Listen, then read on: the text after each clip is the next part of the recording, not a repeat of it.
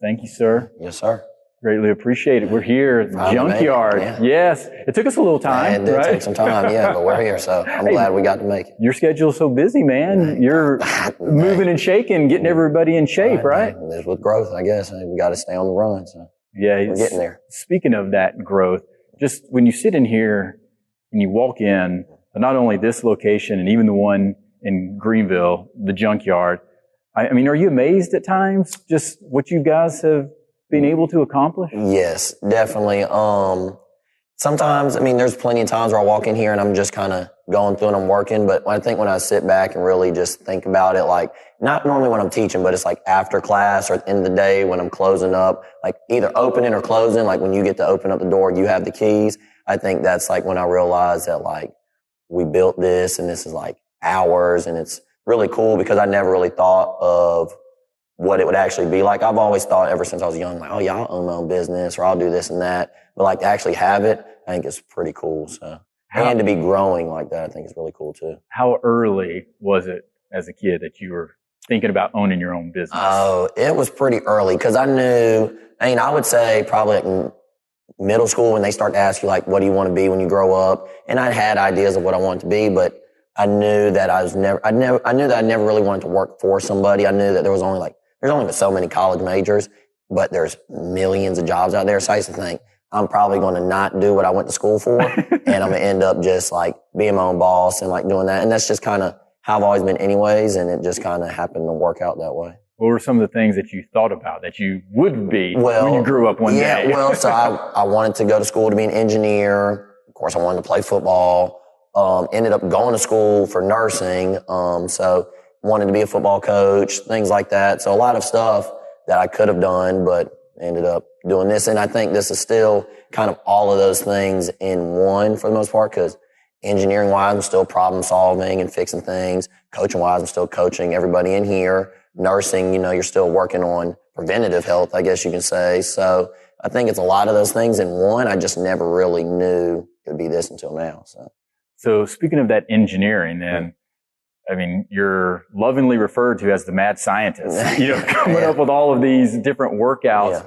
How much do you enjoy that aspect of it, of building something like that? I love it. I think it's like, it's honestly, it's not even like work to me. I think I just will sit there all day and just constantly do it. I mean, I already enjoy working out, but I think it's fun to just kind of see what the body can do and how it can change by doing different things and challenge people in different ways just by putting one move together with another move changes the whole entire workout rather than doing one with another move, and it just will make it a whole different day, I feel like. So it's just a lot of fun to see how much you can challenge people in different ways. You can do the same thing, but in so many different ways. Yeah. How are you coming up with these things, though? I mean, is this just trial and error? I mean, I need to know. On days where we just have a lot of downtime, I'll sit in here and just like, I'll look at a machine and think like, I think, what do I want to work? And then I'll look at the machine and think, how can I make that machine do that? So like, I love the rower and I'd use it more of just like a pull machine. I don't really think of it just as a rower. I think of it as any type of cable machine, and anything I can do on a cable machine, I can probably find a way to do it on the rower, or just different ways to make it fun. I mean, I don't want to come in here and just squat and do push-ups every single day. So it's like, I try to think of different ways to challenge people and have fun with it all at the same time. All right. I need to know then, how many times have you thought of something, started doing it, and like, oh gosh, this is not going to work. I got a list of a few. There's still some video. I have some video because I do videos of every move that we do. And I have some blooper videos of myself like doing a move and either A, not being able to do it, B, just realizing afterwards like, this is probably impossible. Or some that I haven't even done the move yet because I can't do it. So I'm just like, we're probably not going to do that. If you can't do it, there's no way I'm going to be able to do it. Yeah. Well, some of them there's like one move I can think of just off the top of my head. It's like this like weird sitting down. It's like, it's flexibility though, and my hip's not good. Oh, so I got none of that. I was like, we're probably just not going to do this. So I can't do it. So we're not going to do it. So. You haven't hurt yourself, have you? No, I haven't hurt myself. I tried to do a handstand on a kettlebell one time and failed. And we haven't done that yet either. So I think the only person that's seen that is Ben. I showed him one day. But we got to see some of these blooper videos. We might pull them out one day because I kept it safe, but I was thinking, this is going to be pretty tough. So we didn't do that one. Oh, love it. So going back to those early days though, and you also mentioned maybe being a football coach, and you played football, obviously. So sports wise, just obviously your dad played at Clemson. Mm-hmm. So was it like automatic that you were going to play football? I mean, I think so. I mean, he never really like forced us to do anything. I think like it was just, we wanted to play sports. I mean, my older sister played sports. I played sports. My brother started to play sports afterwards, but I mean, it was just what we did. All my friends played. So ever since I was born, we were in sports, played everything. Didn't start to play football until older because you couldn't play until you were like 8 or whatever. But you mean basketball, soccer, baseball, played all those sports growing up. And then as I got older, it just kind of started to find time. I loved basketball growing up. Basketball was probably my favorite. And yes, sir. That's what I'm talking about. Let's go hoops. Yeah, I know. That was my favorite. And so I played basketball all growing up. And then once I got a little bit older, I realized probably not going to be 6'5", probably not going to dunk the ball like I want to, but I can control how strong I am and things like that. So I started leaning more towards football. And then once I got into, I guess, the 10th grade, that's when I just solely started playing football and ended up going with that. But I've always loved it, though. How much of the sports playing was also maybe not even organized, like Little League, and then obviously, getting into school, but just in the neighborhood, just with your friends and stuff? All the time. And so I grew up with a really good group of friends. Honestly, we'll be friends for the rest of our lives, but it was me and my brother, and then I have my best friend, AD. He lived literally 2 doors down the street, and then another friend that lived a door down from him, and then I had a few other friends that were within like biking distance, less than a mile. And in the summertime, we would never stay at we would always stay at one person's house. So like, it didn't matter whose it was, but every day we'd probably wake up and go play something. Normally it was basketball. There was a basketball court up the street. So we would play from sun up to sundown, countless of stories doing that. We'd go to the pool, but I mean, we were constantly making up a game or playing a game, competing in some way, shape, or form at all times, like whatever it was. Exactly. That's the way my childhood was also. I mean, it was built around this community of just neighborhood kids getting together and figuring things out to do. Exactly. And for whatever reason, it gravitated to some type of competition. Oh, for sure. To your point, we were making up stuff. Oh, exactly. And we were definitely boys. So, it'd get rough sometimes, but at the end of the day, we were all friends. But we would have the biggest competition. Me and my brother probably the most because, of course, we're brothers. Exactly. But it just made us who we were, and we just loved every bit of it. So but now what about your sister? How competitive was she with you guys? Yeah, well, younger, definitely more. She was definitely the boss. She was a basketball player, and we knew, hey, she ran it. She was definitely the older sister until we got bigger, of course, but for the longest time, she was head honcho of the house. You were scared of her? Oh, for sure. She was, 3-sport athlete. She played everything. Of course, she didn't ever go play in college, but it's not because she wasn't able to. She just took the more educational route. But volleyball, basketball, swam, ran track. Phenomenal athlete. So she definitely set the tone for us going up. But then me and Solomon just kind of took it over. How much did she influence you in terms of how you wanted to progress as an athlete? Oh, a lot. She's a very driven person. She's a doctor now. So, she's always kind of had that mindset of she's going to work hard, and if she's not good at it, she's going to get good at it. And so I knew from a young age, just watching her, I wanted to do everything she did. I wanted a pink bike just like she had a pink bike. So did you have a pink bike? Oh, I had a pink bike because it was her hand-me-down until there was a story. My dad, we went to the store one day, and I was like, I want that bike. It was a pink bike. My dad was like, oh, you're getting a blue bike. So I got a blue bike. But before that, it was a pink bike. But anything that she did, I still remember probably this day the first time I ever beat her in a race because she could run. So, I don't remember how old I was exactly, but we were in our front yard. And we were racing to a tree, and I beat her. And I was like, oh, did I just win? And then after that, I guess that was just at that point to where I got faster. But, I remember all the time. We used to have Little League, track teams in elementary school, and she would always be on that and be the fastest girl. So I always wanted to be just like her in that aspect. And it just kind of led from there. And then you as a middle child, and so now your brother imagines looking up to you and probably to your sister as well. What was that like for you being the middle child? You always hear about middle child syndrome and all that. Yeah, I do. I think that, but I really don't understand. I think I'm still the oldest boy, so it's just kind of I get some of that treatment of being the oldest, even though I'm not. But still, I enjoyed having a younger brother. There was times I remember he couldn't catch a football when we were young. And so I used to get in trouble because if you put him by the road, the ball would go on the road. If you put him by the car, the ball would hit the car. So it was like, I just think I have the worst little brother in the world. But, when we were young, he didn't even want to play football. And so he went to college and played football. I mean, he was great, but, he didn't even want to play football when he was young. And I remember I went to a camp and I was out there playing. He was just out there running around having fun and no cleats on, just barefooted, just playing. He just wanted to have fun, and he's still that way. And then he ended up starting to play. So I'm sure that had a big influence on him. And we're completely different when it comes to it. Like me, like I would come home in the summertime, worked out every day, twice a day, like did that, live, breathe, and sleep it. And for him, he was not that he didn't take it serious. He was just real fun with it. Like he would come home in the summertime, just kind of hang out, worked out when he needed to. He was just like, and we used to tell him, that's not going to work when you get to college. You're going to have to be strong and you're going to have to work hard at it. You're not going to be bigger than everybody. But I mean, he always just found a way. Some people are just players, like they're just game time players. And that's just how he was. I mean, he just had fun with it. And if he wasn't having fun, he wouldn't do it. So, I mean, he always enjoyed his sports, and I mean, he was good at it. And that just football just kind of where we both gravitated to. Well, you guys obviously have some good DNA. Yeah. Right. Yeah, I mean, that definitely helps. Mm. From a discipline standpoint, though, I mean, with you, sounds like you're much more of a disciplined guy and, committed like that. Where did that come from? I mean, definitely. I mean, both of my parents for sure. My mom's a teacher, so very structured. My dad's just kind of strict on it. I mean, he's just wakes up early, goes to work. I mean, that's just kind of works hard, still works now, should be retired, but still works hard. Like not just office job, but like hard work. Like he does concrete stuff. So he's still working hard. He works at home.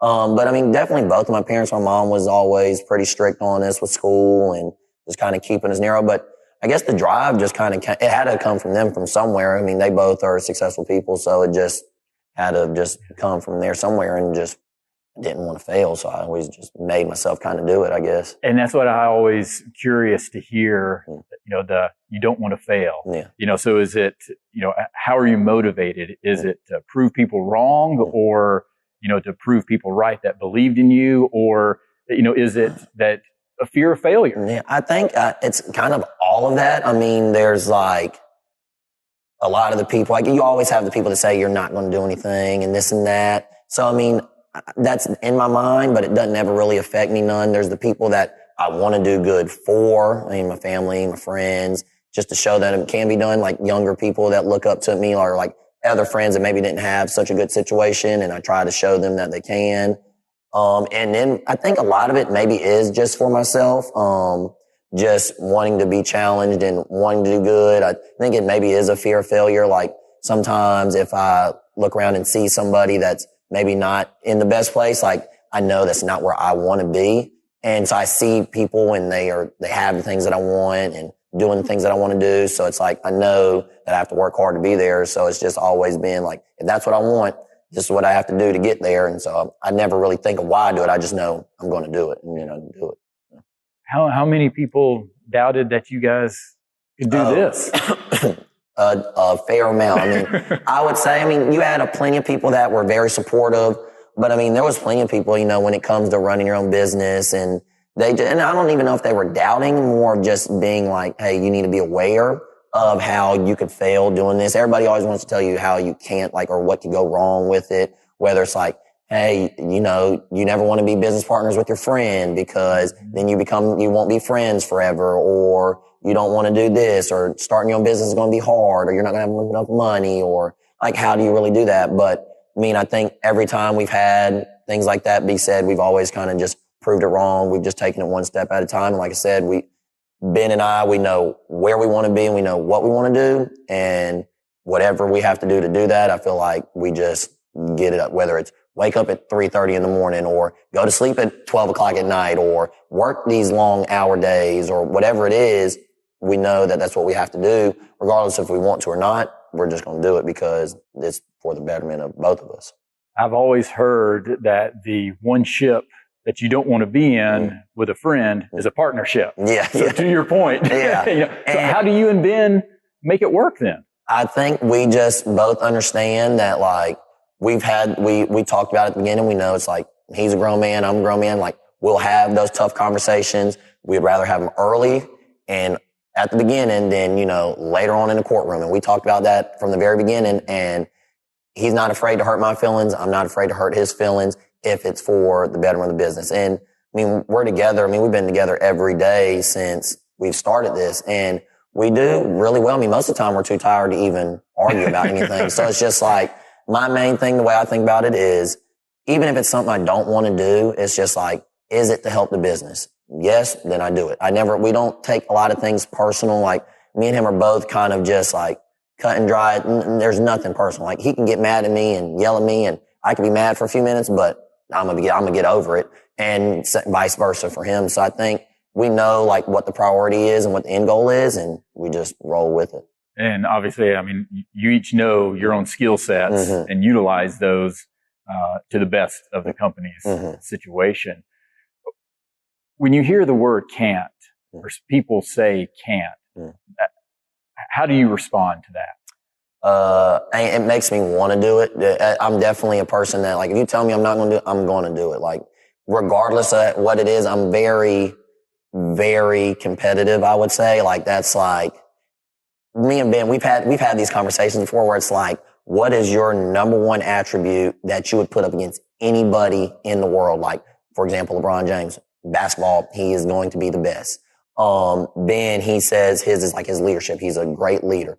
Mine is like loyalty and like competitive. And so I'm competitive to a fault, to where it's whether it really doesn't matter what we're doing. If there is a winner and a loser. And that's been how it's been from checkers and chess as a 5-year-old to now in business. It's like, there is a winner and there is a loser, and you can call it whatever you want, participation. But if I win, I've won. And if you beat me, then I lost. There's second, third. Yeah, that's good. Matter. Yeah, that's good, but you still lost. So it's like, and that's just how it's been in our house for forever. We have in our garage of my mom, there's tons of trophies out there in the outside, second place, third, and I don't even care what they do. I don't care what they look like out there.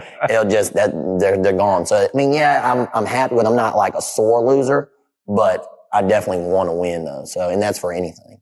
Yeah. And that's been your whole life then, basically. Yeah. Pretty much.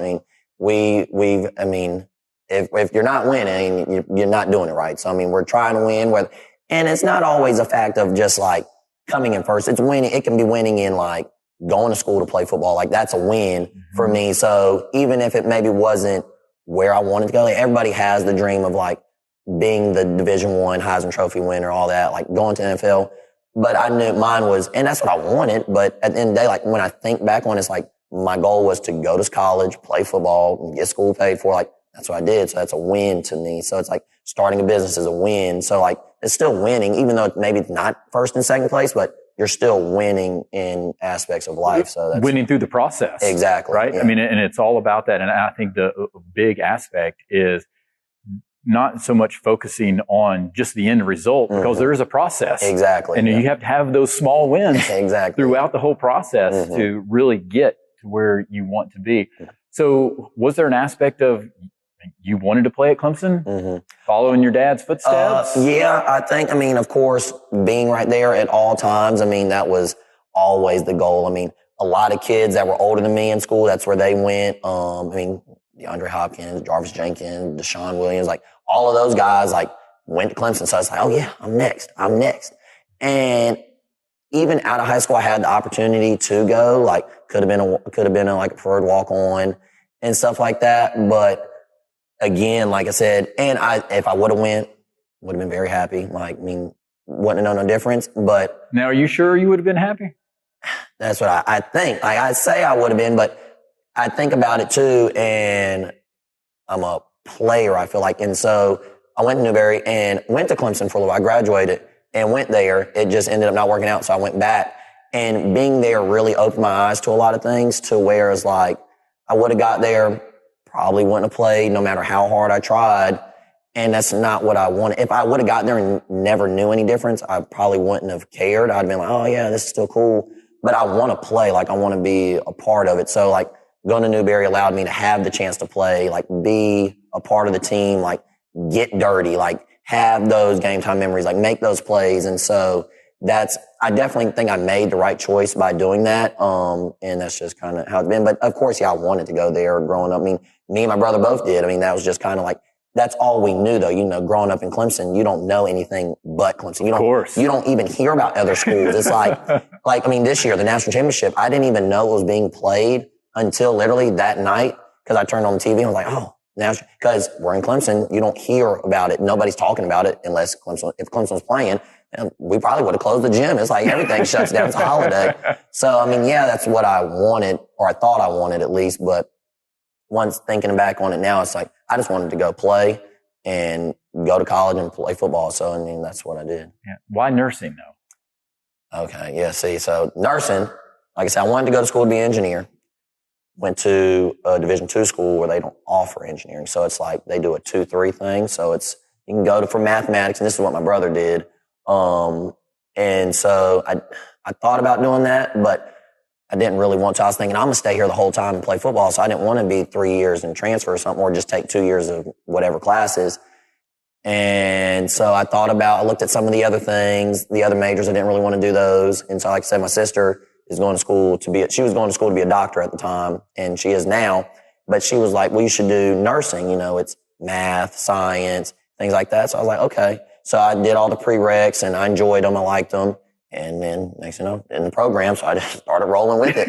And so by then, once I got in the program, it was more on graduating on time because again, I knew I got injured. So I had an extra season and I still loved Clemson and wanted to go there. So I was like, well, if I graduate on time, I knew about like the transfer rules kind of. And if I graduated on time, I could transfer.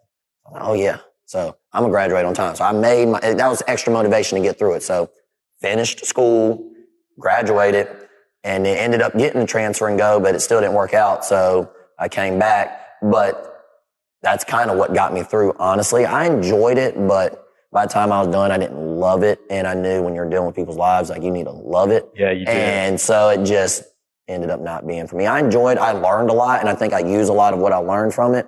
I just didn't end up going to the hospital. Like I said, preventative health here at the gym. Oh, it is, yeah. Rather than in the hospital. So. It does help you at least, from that aspect of being here. What was the injury? I tore my MCL, ACL, meniscus, and dislocated my knee all at the same time. All at the same time? Yeah, so. All right, walk me through the play. So, Or what was it? It was at practice, actually. But so. It's even worse. Yeah, really worse. So what Marcus Lattimore did, exact same thing, except his was a little more gruesome than mine, but was making a tackle, and I tackled the guy, and I kind of turned him around and had him up in the air, and he was like on top of my leg, and they hit me and hit him, and it just kind of just popped. Foot was stuck in the turf, so it just kind of just took it with it. You know immediately? Oh, yeah. I'd never been hurt like that before, but I knew as soon it just was this thud pop, and it didn't even really hurt at the time, but afterward, I mean, within moments after, you could really feel it. So, I mean, I knew right away that it was a goner, and then just had to go from there. So when you say go from there, what was the rehab? What was that whole process? I mean, trying to get back. As soon as I did it, so this was probably, it probably would have been like a year after Marcus Lattimore. So as soon as I did mine, I knew he got back really fast with his. Like his was like record time. Or Adrian Peterson, I know I used to kind of think about him when he got back really fast with his, and mine might have been worse than that. But as soon as I did, so I did it in the spring. I did it in March. I remember it was right before my birthday, I think. So it was like mid-March or whatever it was.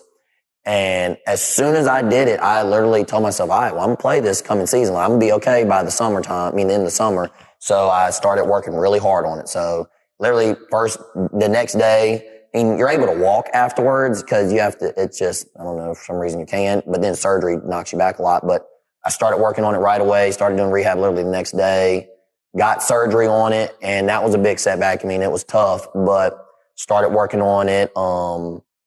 And we have like a family doctor that does like neurotherapy. So it's a lot of sound waves and currency stuff. And so it helps get your muscles going. So would see him every day pretty much, would sleep with the machine on, constantly was training, come home, worked out every day, would just constantly do something. Here comes that discipline again, right? It was twice a day, every day, and ended up coming back that season. I still ended up redshirting that year because I wasn't exactly ready right away. I could have played. I probably could have started playing maybe the third or fourth game of the season, but there wasn't a need for it. So, I mean, better judgment, of course. They told me, hey, just sit out the year, which is fine. Yeah, but how tough was that, though? It was really hard at the beginning because the team kind of struggled that year, and I knew that I could help, I felt like, but I just found other ways to help. Like, so I started doing like the film for the team and would help coaches break down film and do a lot of that stuff. So even though I wasn't able to physically play, I was still mentally playing. So I was at all the games. I watched every game. Like, I found a way to go, because most injured guys, they would either stay at home for away games or would just be in the stands. And I couldn't do that. So it was like, I had to find a way. So filming was the way for me to do. And I remember I don't like heights, and I had to get up in that tall tower. I remember the first time I was shaking up there, and it was a learning process to do that, but I was able to go to all the games, stand on the sideline, like help the younger guys, help the guys that were playing. Cause I knew the plays. I would still watch and prepare for the game mentally just as much, so that when I was time to play, then I would be ready to go. So then that spring came around and jumped right back into it. And then it was like, yeah. So, I mean, you're still part of everything, and you're not missing out on obviously the physical side, but to your point, the whole mental side, I mean, you're still engaged. Exactly. So it took just as many, if not more, mental reps than physical. And that's all it was from that year. I mean, just mentally grew a lot, just became a smarter player rather than a more physical player. So that's what How tough was it on you when you knew it was over? Your football playing days were over. It was hard, I would say. So I feel like that I kind of dealt with it twice growing up. So after high school, my very last game, that was probably the hardest, because we lost and I didn't have any offers. So it was just kind of like, I didn't think I was going to go play in college. It was just like, what do I do now? And that really hurt. I was hurt for a while. And I just wasn't sure. I was unsure. I didn't really know what I was going to do. Like, didn't have anything going for me. So, but then again, I started working for that and then finally got offers. When we were done in college, I still remember our last game, but I just remember I was sad, I think, but I was still looking forward to I was more looking forward to what was next after that. Like, not that I was done with football, but I was excited because I knew, okay, even if I knew my chances were slim to go play in the NFL, is like, I get to try now. So it's like, the whole reason we ever started to play football was for that. First time I touched the football field, the goal wasn't to, hey, I want to be pretty good. The goal is, hey, I want to go to the NFL. You asked me at 8 years old, oh yeah, I want to play in the NFL. Of course. And it wasn't wanted to. It was like, I'm going to. That's what it was. So once I was doing that, it was like, I had to make myself rest for a week or two before I even got started. Cause I remember as soon as I was done, literally the next day I texted my trainer back here at home, was like, hey, I'm ready. So let's start. He was like, we'll start in January. And this is late November. I'm like, I'm ready now. I'm ready. So I was kind of excited for that part of it. But of course I was sad that stage was done. But by then, like I said, I was more of a smarter player. So I knew there was either more, but I knew at that point, not many people go past. So I was also realistic with myself too, though. In my mind, I never doubted that it wouldn't work out, but I also understood hey, if it doesn't, it's not the end of the world. Yeah. So was there an aspect, you were trying to make it in the NFL? Yeah. So, I did, we had our NFL combine. I did some CFL combines and things like that, but just never went anywhere past that. But I enjoyed the experience of it. Getting to go do that, compete against other guys, the whole combine. It's kind of like getting out of high school again, doing the whole recruiting thing, except I could feel the difference. I always thought that was cool. In high school, I'd go to those combines and I'd be nervous and this is it's kind of scary. In college, it's I go to those things I'm a grown man now. So it's come on, man. And I remember the whole outlook on it was just completely different. So I enjoyed those a lot and would do those. But then after that, it didn't work out. But then we went on and it all led to this eventually. But it was a long road in between there. Now you played defense mostly, right? Mm-hmm. Yeah. So I've always been curious. It seems like defensive players, there's something off just a little bit, right? That you want to go full speed and just hit somebody. So what's the mentality like playing defense? I mean, it's definitely, I feel like you're right though. I think you can tell the difference between like offense and defense guys. Not going to say the offense guys are soft, but it's just like, it is There's something different. It is different because it's like, not all of them, but most of them, they're not trying to get hit. They're avoiding. For me, it's like, that's what I like fiend for. It's like, I want to do that. Like, I want to run into, like, I want to do the hitting. I want to make tackles. And like, that's kind of more of like the player I was, that like, I did special teams and things like that. But like, I wanted to make the tackles. Like, I could care less about that football. I wanted to hit you. Like, that was just what drove me, I guess. And I don't know why. I mean, my dad played defense. I did. My brother did. It just, I don't know where it comes from. I mean, I'm sure it's whatever it is as kids, you just build it up. But that's just kind of what I started to do. And then just my mind just kind of grew to that as I got older. And my dad would always tell me, you'd rather do the hitting than be hit. And so that just stuck with me, and it just kind of went from there, and I just loved it. Again, it is one of those things. I think you have to love it to play defense, yes. And especially at a high level as well. I mean, just the collision speed and the force is just so much different. I know you experienced that going through the different levels. Oh yeah. What was the time, or was there a time where you got knocked out? If anybody ever tells you, like me and my brother got in an argument about this the other day. It was like, if you ever say that, like if you play defense and you say you never like took the hit, yes, you're probably lying. Like you got hit at some point. And I mean, from young ages, cause I mean, I played offense, but definitely playing defense. I mean, there was plenty of times cause I wasn't always the biggest person. I didn't gain weight until I got to college. I mean, I think I went into college probably weighing 175, soaking wet. You get up there as 25-year-old grown man. I definitely took some hits then. And then then I ended up probably being around like 210. So I gained weight. But younger, I never was like, my dad always used to tell you don't hit low below the waist. I wouldn't finish a single game now because they kick me out every game. But so I used to always run up in there tall and would just take it to the chest. So, there was countless of times where I would just hold them and go back with it. But I still enjoyed it though. It wasn't a fact of like how I hit them. It was just run in there and grab them. That was the main thing for me. It was just like run in there. And my dad was an old school player. So that's kind of just what he taught. Oh yeah. That's just how he taught to play. He used to tell me all the time, we don't do that ankle tackling. Like you wrap up, you run through them. And that's just what it was our whole life. So it was just run. We used to do tackling drills in our front yard. And hit him. He grown 300 pounds. Me and Solomon would be out there with our shoulder pads on. You guys would bounce off. Oh yeah. He would just tackle us. This is how you tackle. Wow. And hit us. But, and I just grew up with it and just loved it. But yeah, definitely took my fair share, just as many as I'd get. Oh, you have to. No, have to. Yeah. Who were some of the guys that you looked up to though, that were in college, in pros, that you wanted to emulate? Oh, it's a lot of and people. Even in basketball. Yeah, it's a lot of people. So like I said, grew up with a lot of those guys that were, Jarvis was like the first. But there was a lot of other guys, and just in high school is where it really started. I had a lot of guys who growing up. My mom was a high school teacher, so I would always watch a lot of those players, just older friends or whatever that it would be. But I remember Jarvis was a great player. Nuke was a great player, of course. Deshaun probably had the biggest impact on me in high school, I would say, other than like my friend AD, or Adrian. He went and played receiver at Clemson, but I remember Deshaun kind of took us under his wing. I guess he was a year older than I was. AD's younger than I am, but I still looked up to him even though he was younger.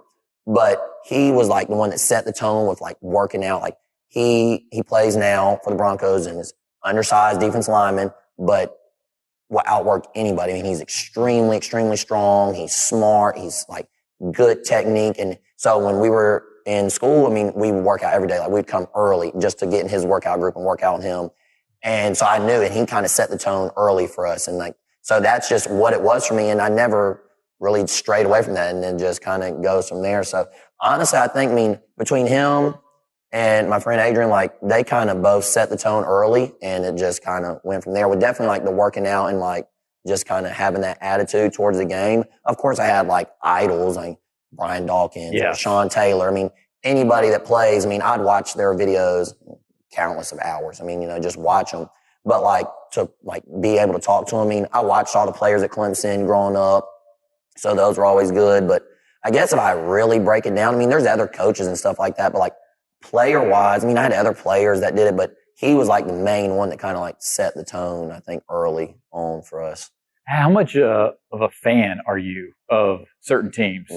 Can you be? Not really a fan of teams. I like players. So like my friends that play, I struggle. Like I said, it's the competitive thing. I struggle with cheering for somebody that's the same age, or it's like doing something that I want to be doing. I'm like, and now I look at it a little different now being older, but like when I was in school, like when I was in college, like people be like, oh, what team do you like? Well, of course I like Newberry. That's where I play. Like, so I'm not going to cheer for Clemson and play here. That'd be weird. But I mean, I enjoy watching teams, but I don't really have a favorite team anymore. I watch my friends play. I cheer for their team, like whoever they're playing for. And I just like watching sports now. So it's just like, I want to see a good game. You know, I don't mind the blowouts. Like, yeah, I mean, if they win, that's good, but I'm indifferent on who wins or loses most of the time. Now, what about flipping things now, the shoes on the other foot from the perspective of you're an entrepreneur, you're a business owner, and it's growing, it's successful. And there's probably people looking at you saying, I want to be like Marcus. I want to be successful like that. How does that make you feel knowing that there's probably people out there that's like that?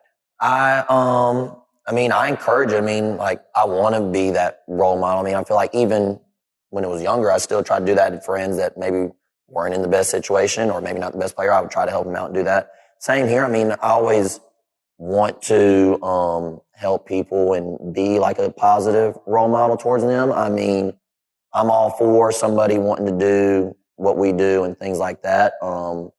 But then there's a fine line of when they become competition. But goes back to competition, doesn't it? It goes right back to it. But no, I mean, that's great. Like, I like it when I don't have it all the time, but like you'll go somewhere sometimes and somebody will just recognize you.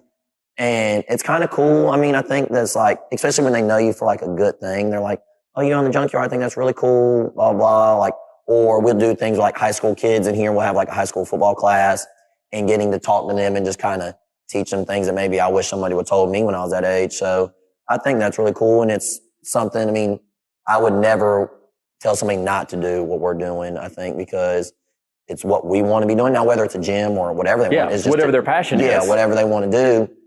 I mean, I would 1,000% encourage them to do that, whether it's go open up a dental practice or anything. It could be a construction site or do a gym. I mean, like, if that's something that you want to do, I mean, there's no reason not to do it. Agreed. And that's why I started this podcast in 2017. Like, it's what I want to do.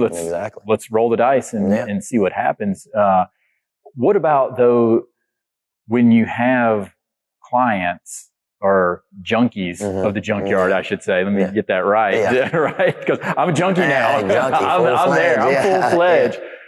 How do you feel, though, when some of these junkies come up to you or post something saying the Junkyard changed my life and you see the transformations that are happening? I think that's like when I really realized that like this is a lot bigger than myself, and I like it. I mean, it motivates me a lot. I mean, there's multiple clients that come here that they motivate me. It's like I see them come in here every single day, and whether they're hurting or they're sore or maybe not in the best shape or the strongest or fastest, they're still in here. I promise you, there's some people here that probably work way harder than I do, even if they don't run as fast or lift as much weight, but they're giving 1,000% effort. And, I could get in here and run faster than everybody, but am I really working hard sometimes? I'm thinking no, but so it's really motivating. I think I love seeing people because then it's like, it shows that what we're doing is really helping people out and it is changing their lives. So it's like, it just gives what we do a little bit more value and makes the long hours and the early mornings and late nights a lot easier. Cause you're like, I'm not doing this for me. Like, I mean, I want to be doing this, but like, I'm getting to come in here and change this person's life and help this person or help another person. So whether I come in here and it's a class of 20 or a class of 1, it's the same for me because I'm going to try to help that one person just as much as I'm going to try to help all 20 of those people. So I enjoy it a lot. Yeah, it's that whole mindset of you get to do it rather than have to. Exactly. I mean, you love doing that. And just then even from the perspective of, I guess you're a business owner, you're an entrepreneur, but you grew up in a small town, and will there always be this kind of small town country boy inside of you? Oh, for sure. I don't want to live in a city. I don't want no part of a city. Like, I'm all for this gym being huge and being in all the big cities. Do not want to live there. No. I want a house where I don't see no neighbors, pond in the backyard. I'm fine. I don't need nothing else other than that. Like, I love all of this, but I could go sit in the field and be perfectly fine. Like, I love to be outside. Like, anything outdoors for me, I love that just as much as here. So my goal one day is to get this to be as big, and so I can have all the free time, and I'll hunt, fish, work out. That's it. I'll do that every day and be happy. What do you love about being outdoors? I think just the being peaceful and being quiet and just being in nature. I don't know. You get to just be with yourself. You don't have to be on your phone. Like, there's no distractions of anything. Hunting and fishing, it's a challenge for me. So it's just something that I've always done growing up, and I just enjoy it. Sometimes, literally, I'll go hunting and know that I'm not going to shoot nothing and just go sleep outside in the woods. Like, me and my friend, we'll go out there and we'll just go to sleep. Like, we'll just sit there all day. Like, I just enjoy it that much, whether it's not a fact of like killing things or anything like that. I go fishing, I throw the fish, I don't even keep them. But I just like to sit out there and just be in nature. I don't know. It's just something that I've always enjoyed. I don't need all the loud noise and the fast pace. I just like it to slow down. It allows me to think about whatever I want to think about and then just be with myself. Are you a philosophical type of guy? I don't know. I guess what do you mean by that? Like, what do you... Well, you enjoy you're thinking about life. Yeah. You're just thinking about things. Yeah, I do it. Sometimes I go out there and think about nothing. Like, people ask you all the time, what you think about? Nothing. Just like... And now a lot of people say, you can't just be sitting there thinking about nothing. They're literally nothing. Whatever's in front of me, that's what I'm thinking about, clearly. So, it's just like, I don't know. I get deep or get emotional, I guess, to myself. It's not something that, like, and that's kind of why I like to be out there, I guess. It's just like, if I have a problem, like, I'm going to be the one to fix it or whatever. But I just like to, and it's not even a fact of being sad or happy. I'm never sad when I'm out there normally. I'm just happy. It's just what I enjoy to do. It's just peaceful. It is. It's like, you listen to the birds and water and trees. It's just like, you're just out there and it's just, you're in nature. There's no time. There's no speed. It's just, you don't have to be nowhere. You're just hanging out. So I enjoy it a lot. Now, is your brother and sister, are they that way as well? No. My brother, he'll go out there with me. We'll do things, but he's not one to just like sit there. He likes to move around. He'll stay in the house. He's not outdoorsman, but he did it more because I wanted to do it. My sister, oh no, there ain't no bugs around her. She's going to be in the hospital where it's clean, and that's like her thing. She's adventurous, but I'm definitely the one that's like out there. I like to get dirty, fix things. Like, that's more my speed. Was your dad that way? Kind of. He grew up in a small, like, little country town in Georgia, so I don't really know. I think he's more like that because I'm like that, so he did it for me. So he's the one that would take me fishing. My mom is real outdoors. She likes to be on the boat, sailboats. Like, she lived on a sailboat, like, did all that growing up, rock climb. So I think I get it from her. But, like, she's not going to go sit in the woods with me. But, she would take me out on the boat. She would take me fishing. My dad would do all that stuff. So they would do it, I think, more because I wanted to, maybe not because they want to. Because, like, they don't do that now unless I'm, like, wanted to go do it with them. Well, that's a parent. Yeah. They're, doing things that makes their kids happy and enjoyable. Off on me, so that's what I want to do now. So, yeah, exactly. So it worked, right? And how much do you know about it just from like your dad when he played at Clemson? That the legend goes that he's the one who gave the fridge his nickname. Yeah. So is that talked about? Do you guys? I know. I've known all those guys from baby.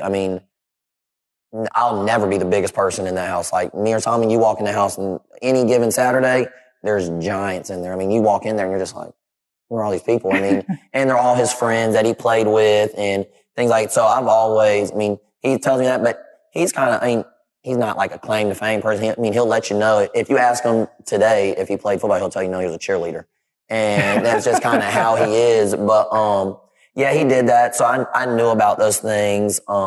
But I knew a lot of those people, so it was just like when you'd grow up and see them, I never really looked at a lot of them as like, it was just second nature. They were just people in my house that ate all the food normally. So it was just like, but I loved, I mean, a lot of those guys, I mean, they would talk to you about anything. So, I mean, they're great guys, a lot of them, and just, it was nice to meet a lot of them. And your dad seemed to be, when I asked you about that, being a philosophical type of guy, your dad seemed to be that type of guy. Like, has he shared any of the stuff with you over the years? No, he's very quiet. And he'll tell you, I guess, if you ask him, but there's not a lot. I mean, when it comes to my dad, it's pretty just, we talk about whatever's going on, and that's about it pretty much. I mean, we don't have deep conversations. Yeah, there's none of that.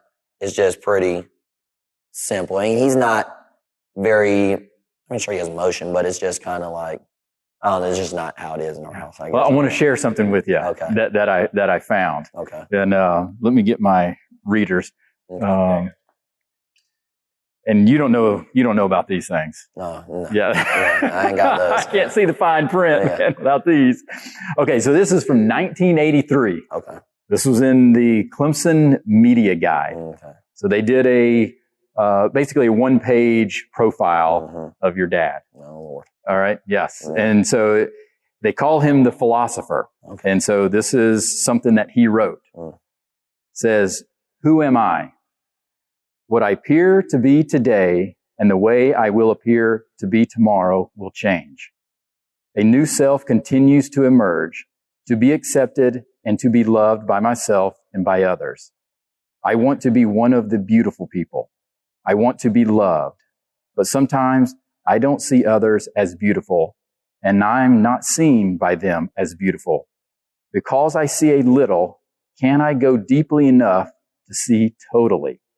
I have an urge to be fulfilled, to feel good inside, to feel I belong, to feel I am worth something, to be really free, to expand my mind, and to expand my heart." I don't know who wrote that. I ain't ever heard that. So, yeah, I don't know.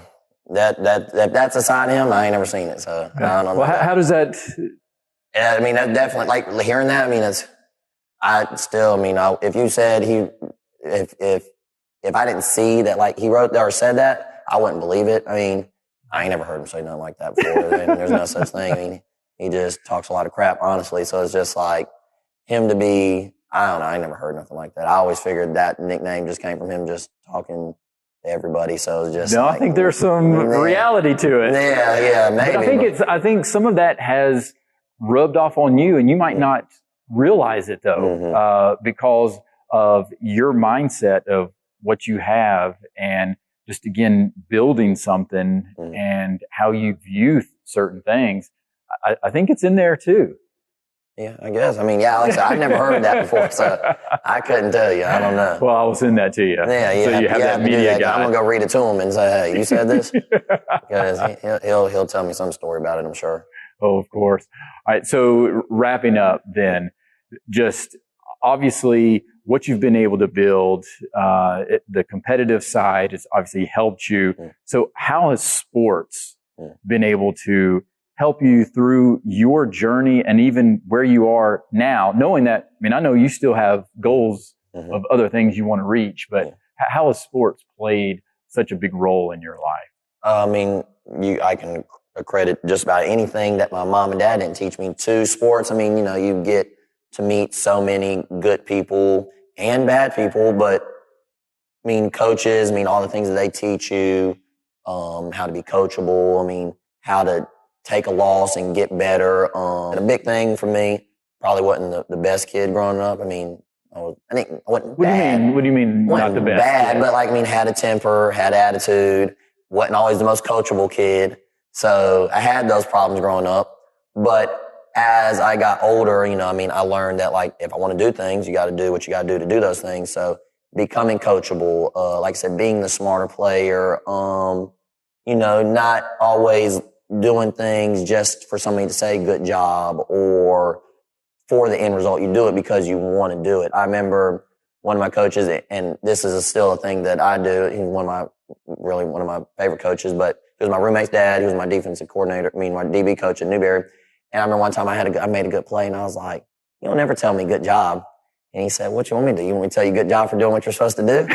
And I walked away, and I was thinking, he's probably right, you know. And I stuck with that, because then the next play I messed up, and he yelled at me. So, you know, it's just like, everybody can't think that way. I mean, it's just like, not everybody's built that way, but I think about that a lot. Like, I don't do things for people to tell me good job. Like, I'm doing what I'm supposed to be doing. So like I enjoy, like, you know, if somebody, "Oh, Marcus, you're really good at this," or "Great job." Like, I appreciate it. Like, I'm thankful, but deep down, I know, like, I'm really just doing what I'm supposed to be doing. Like, "Marcus, you show up to work every day on time. Like, you work hard. Like, that's great. Like, I love that about you, but that's what I'm supposed to do." So it's like, I don't do it because I want you to thank me or notice that. I do it because that's what I'm supposed to do. Being coachable, I mean, I'm not always right. I mean, I learned those things, like taking criticism. And I think that's like how me and Ben work together really well. It's like, I can take that coaching from him, and we have culture codes, and it's like, one of them is like coach, and it's call out and call higher. So I'm not afraid to be called out or call somebody out and ask more of them, or me be asked more of myself. And so a lot of things like that, the being competitive, working together as a team, like, it's bigger than me. So it's like, I'm doing this for everybody else because we're a team. And just kind of different things. I mean, I can go on and on. I feel like, I mean, bouncing back from things like setbacks, like with my knee. So, and that was really tough mentally, because it scares you. You know, when you come back, you think, "Oh, I can't play the same," but you can. So, I mean, you can do those things. Just because it's gone doesn't mean it's gone for forever. And just kind of just staying down and working hard, I think. So, I mean, sports has really taught me everything. I mean, and something, you know, you kind of pick what's for you. Not everything's going to be for you. I can't play every sport. So, I mean, I can like and love every sport, but you can only do one, technically. So, I mean, I think when it comes to what sports has taught me, it's a lot. I mean, it's pretty much made me who I am. And I would not want to see what I was like if I didn't play sports. I mean, I'd still probably be a good person, but I don't know. I probably would be pretty lazy. Yeah. When did you then, I guess, be able to channel some of that anger that you were talking about and actually use it for positive? Yeah, I think, I don't know. I would say high school. I was pretty rough in middle school growing up. But when you say rough, what do you mean rough? I just was loud and had a bad attitude and just didn't listen to people. And I was going to say exactly how I felt when I wanted to say it. And it didn't always work out for the best for me. And so I knew when it came to those things, like, I had good coaches, and they, you know, taught me. And like, one of my coaches, he was like, "You know, whenever you get mad, just let me know. We'll go work out. We'll go to the weight room." I was like, "All right." He regretted that, because I called him the next day. But I mean, I learned that. And then it's like, you know, the weights they'll fix your attitude really quickly, because you can get mad, but that weight's going to get heavy. Oh, that's right. And then you're just not going to be mad no more. But it just, you know, I mean, it just kind of kept me straight. And I knew I held sports very highly, and I knew if I wanted to play, I had to be good. So, you know, it was one of those things. This is what I wanted, so this is what I have to do what I want. So I had to do that. But was there a moment that the switch flipped, or was it just a progression? No, I mean, there was definitely, like, I knew, there was probably a time, I'm sure, but I mean, I just knew it. I would say, like, 9th, 10th grade, I knew, you know, if you're not on varsity by 10th grade, normally they used to tell me, if you're not varsity by 10th grade, you ain't going to Division I. All right, well, I need to do that. And then I just kind of knew, like, hey, well, if I keep getting in trouble, I'm not going to be able to play. So I knew that's what I needed to start playing. So I just kind of just turned it around from there. And a lot of people were like, "Oh, you ain't going to do nothing. Like, you're just a bad person." And so I didn't want to be that person. So I had to change that. Yeah. So you changed. Yeah. So that's a big change to have a viewpoint where somebody might think you're a bad person to now, because now, I mean, I think everybody that would just come to know you be like, "Oh, Marcus is a great guy," right? So, I mean, that you had to work at that. Oh, for sure. I mean, yeah. And that's what I want people to think. That's who I am. I mean, and even then, I think, like, it's not that I was just, like, bad. I don't know. I just didn't. Were you selfish? I mean, I guess in a way, because, I mean, clearly I didn't care about other things. It was just myself. So I didn't think about things that I hurt and messed up. It was just like, I'm not happy, nobody's going to be happy. So it's just like, or I don't like this, so ain't nobody going to like it. Or if I can't have it, can't nobody have it. So And I guess you could say selfish. And so I had to learn that I can't be that way. So I definitely had to fix that. Well, and that's human beings, though. Yeah. I mean, I'm that way too, believe me. And that's why I even struggled early on having some anger type of things, especially playing sports. But if I didn't win, oh my goodness. Oh yeah. I mean, it was, DEFCON 5. It was a bad day. We were right there with you. So yeah, that's how it was. And so I just knew that like, well, hey, if I didn't want to be angry for losing, I'd try to win. But I knew also, I just knew if I wanted to play, I needed to do right. And so, I mean, school was never an issue, like getting good grades. It was just making sure I just did it just wasn't a priority. Yeah. So, I mean, so I did good in school, but I'm saying like just being, respectful, authority, listen to coaches, I wasn't good with the coaching, like being coachable, because if you told me I was wrong, I know I'm not. And it was bad. But I had to learn that and learn that other people know more than me sometimes and just grew from there. Well, owning a business, that'll teach you that as well. You don't know everything. Very quickly, yes. Right. Yes, you don't know. I do not know everything when it comes to this. So there's and that's like a big thing that we practice between me and Ben and ourselves. Like we'll go meet with people and just listen. We just want to be sponges. We just want to learn because there's a lot that we don't know. I mean, I know how to work out, but I mean, I don't know everything about it. And running a business, we knew very little at the beginning. So, I mean, we were taking every bit of advice that we get, some good, some bad. I mean, some you use, some you don't use. And you just kind of pick and choose from there. What's the next chapter of the vision for the Junkyard? Just continue to grow and continue to expand, but still stay the same. I mean, we want to keep the same culture and DNA, but I mean, we want to take over and be as big as we can be. I mean, there's not like an end goal. It's just to grow. So, I mean, we're going to go as far as we want to take it, I guess. How important then is it to continue that culture, that community that the Junkyard has? That's the main priority, I think. Like, I feel like once that, we won't grow faster than that'll let us, I think. Like, yeah, we want to have millions of locations, but we know if we grow too fast, then all of that will just kind of stray away because it's just one little thing in time and it'll just kind of waver, and we don't want that. So we're very big on little things, little details, just, calling people by name, just knowing people, challenging people differently, just knowing different things about them, celebrating birthdays, just doing the little things right so that as we continue to grow, that kind of just sets the tone. So, as soon as you walk in, this is what we expect, this is what it is, and then so you just kind of fit in with everybody. It feels normal by then because you're not doing things different. Like coming in here, we were talking about the other day, like coming in and like jumping around and dancing and singing and teaching, like might not be your personality. But when you come in here, if you don't do that, then you look like the weird, like out of place people. Like it might feel weird to you to do that, but if you don't do it, everybody's looking at you like, yeah, why aren't you doing that? Like this guy's weird. But if you do it, even if you're uncomfortable, it looks normal to everybody else. So it's like, we want that culture to kind of always be the thing of like being personable with everybody, like knowing everybody, no matter how big we get. We don't ever want somebody to come in and just feel like we don't care about them or don't know them. We want them to feel like they're a part of it and feel like they're known.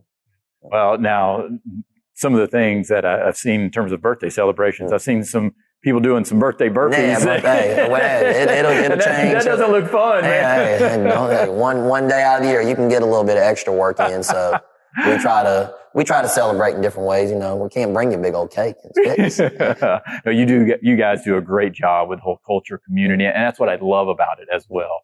From that perspective. Last thing, I'm big on words of wisdom, things that have impacted people's lives, from phrases, mottos, quotes, or even just life advice. What about from your perspective? Do you have anything that has... Yeah, I thought about that from the other day, and I was thinking, I could probably think of plenty of like motivational quotes and everything, but I was thinking, that's not really what drives me. I was trying to think like what drives me, and I'm really not sure, and I think what it really boils down to is just doing the things that I want to do. Like when I see things like running the business, and like this is what I want to do now. I want to be successful, and however that might be, that's what I want to do. So that's what I work hard. And like I said, you see that end goal. It's not about it's never, like, you're not just going to get to the end goal. You have to work towards it. And so you got to enjoy it on the way. Cause if you don't enjoy it, it's not ever going to be worth it. So I definitely would my words of wisdom would just be to do the things that you want to do. I mean, regardless of what that is. I mean, if it's something that you want to do, you're never going to be wrong for doing it, whether it's starting a podcast. Like, no matter what happened with this podcast, you would never be mad that you started it. Or even with this gym, like, I love it. Like, people are like, it'll be whatever it is. I don't know. And I'm like, I can't believe people have to go to work after this. And I realize, well, I'm at work. Like, I don't even think about that. Yeah. So, I mean, it'll definitely be just do the things you want to do, and then don't be afraid of hard work, because, I mean, if it's worth it, it's not going to be easy to get. So, I mean, and if it is easy, it's probably not that worth it. So, well, anything that is great is going to require hard work. Exactly. And that's just the reality of life. And so I think that's probably just my main thing is that if it's worth having, then you need to be able to put the work in to get it. So. Well, it's been an honor having you on the podcast here, sir. Marcus. I appreciate it. I'm glad we got to do it. Thank you. Sir. Thank you. Thank you for listening to Rich Take on Sports. Please subscribe to our YouTube channel and follow us on Twitter, Facebook, and Instagram.